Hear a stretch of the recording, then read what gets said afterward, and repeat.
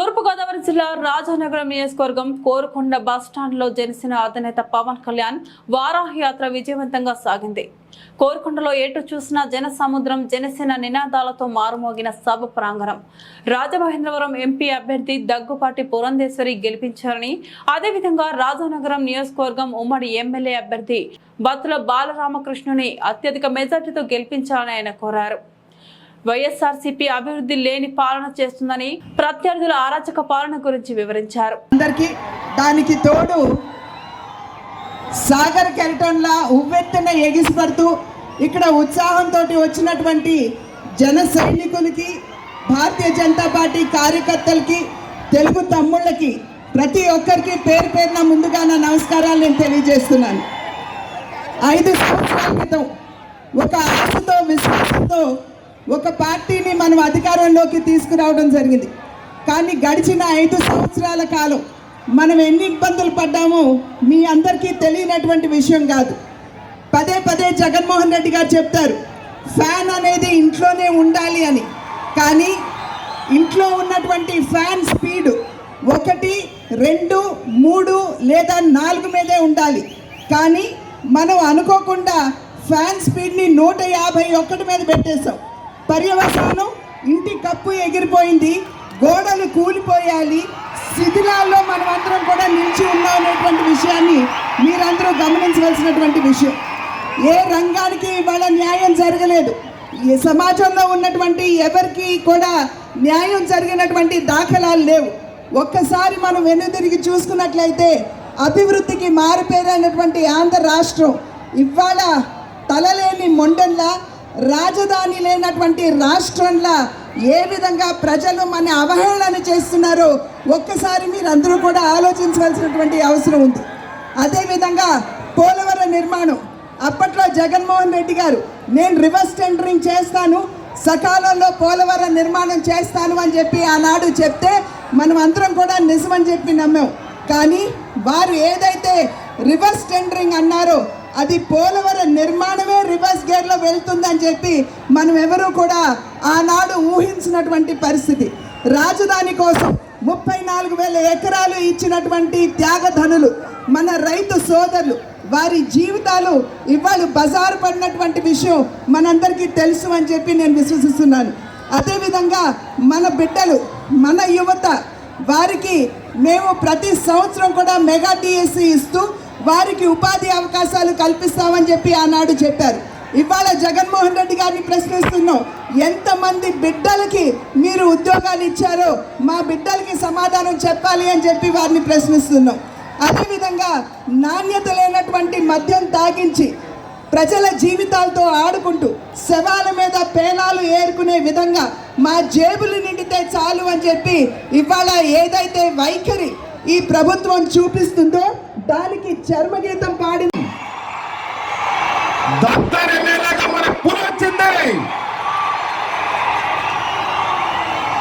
రాజానగరం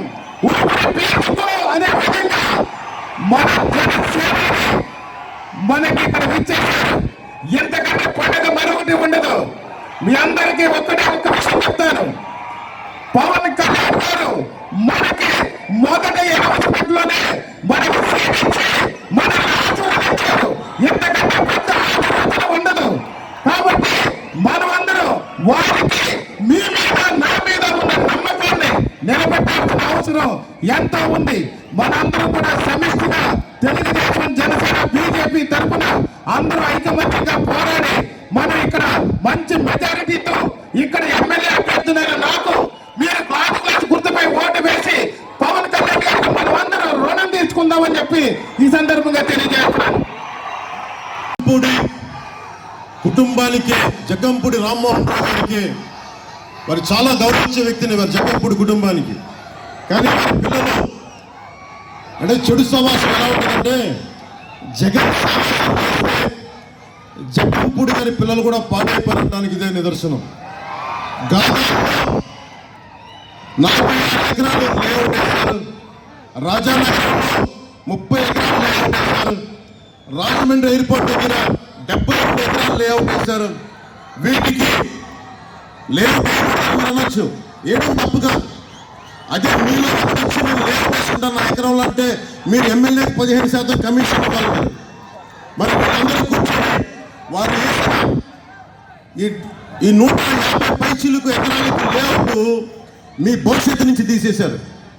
మీ industrial infrastructure పెట్టాల్సిన పెట్టుబడి, మీ విద్యకు పెట్టాల్సిన పెట్టుబడి, ఇవన్నీ కూర్చొని కరెంటు, రోడ్లు, ఇన్ఫ్రాస్ట్రక్చర్ అంతా వాళ్ళు గవర్నమెంట్ డబ్బులు, మనం ట్యాక్స్ కట్టిన డబ్బులతో వేసుకున్నారు. చివరికి ఎంత దౌర్భాగ్యం అయిపోయిందంటే నన్నయ్య యూనివర్సిటీ వీసీ పదవి కూడా కొన్ని కోట్లు ఇస్తే పదవి, అలాగే డెంటల్ ఇంజనీరింగ్ కాలేజీలు వీటి మీద కూడా అరాచకాలు పెరిగిపోయినాయి. ఎమ్మెల్యే కాకముందు జక్కంపూడి రామ్మోహన్ రావు గారు చాలా సింపుల్ వ్యక్తి, కార్మిక నాయకుడు, ప్రజలకు అండగా ఉండే వ్యక్తి, ప్రజల్ని దోచుకున్న వ్యక్తి కాదు. అలాంటి వ్యక్తి పిల్లల్ని రోజున కష్టపడి డబ్బులు సంపాదించుకుని ఆస్తులు కొనుక్కుంటే పర్లేదు, కానీ ఇసుక భవన నిర్మాణ కార్మికుడికి పొట్టగొట్టి ఒక జేపీ ప్రతిమా కంపెనీ చెప్పి ఆ కంపెనీకి మక్కలు కలిపి ఇసుక అమ్మేస్తే ఆ ఇసుక నుండి వచ్చిన డబ్బులు స్కాములతోటి ఇలా ఇల్లు కట్టేసుకుంటే ప్రజలు రాజానగరాన్ని ప్రజలు పోతా ఉన్నారు, ఎమ్మెల్యే బాగుపడతా ఉన్నాడు. ఈ దోపిడీ అంటే బలరామకృష్ణ రావాలి, బలరామకృష్ణ గెలవాలి.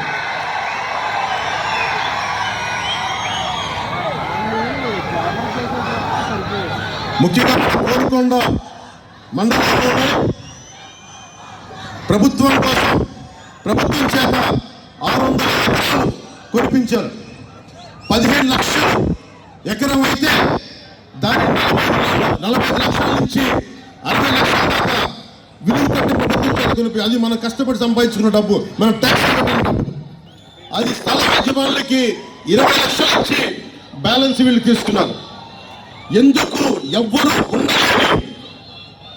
ప్రాంతానికి రక్షణగా ఉండే మనాడు ఆ భూములను కూడా 40 లక్షలకి అమ్మేశారు. నిజంగా విలువైన ప్లాట్లు ఉన్న చోట వాళ్ళ బినామీల పేర్లు తీసుకున్నారు, వాళ్ళ బినామీల మీద తీసుకున్నారు. ఎక్కువ 600 ఎకరాల్లో ఇంకా 150 ఎకరాల్లో ఇంకా వాళ్ళు కూర్చొని వ్యవసాయం.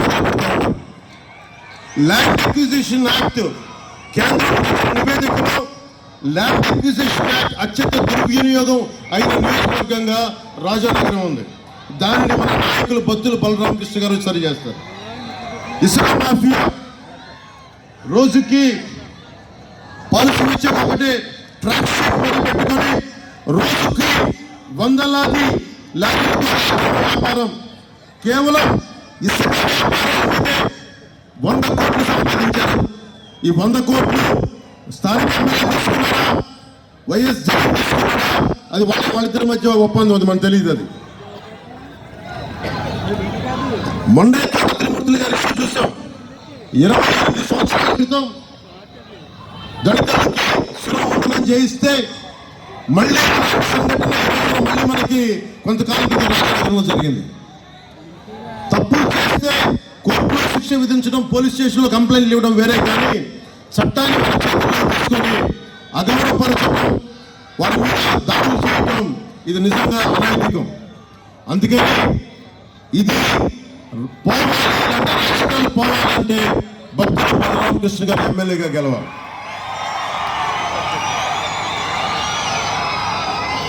ఒక ఇళ్ల పట్టాల మీదే 300 కోట్లు సంపాదించారు ఈ నియోజకవర్గంలో.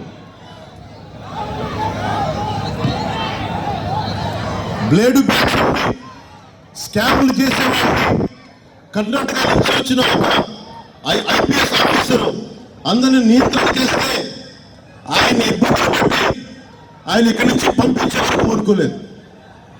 ఎవరైనా ఉన్న ఒక అఫీషియల్ వచ్చి ప్రజలంటే వాళ్ళని పని చేసుకునే పరిస్థితుల్లో లేదు ఈ రాష్ట్రం.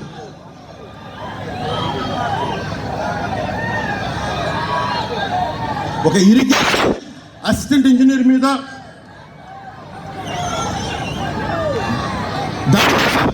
అధికారులు కంప్లైంట్ ఒక్కరు దాని మీద చర్య తీసుకోవాలి.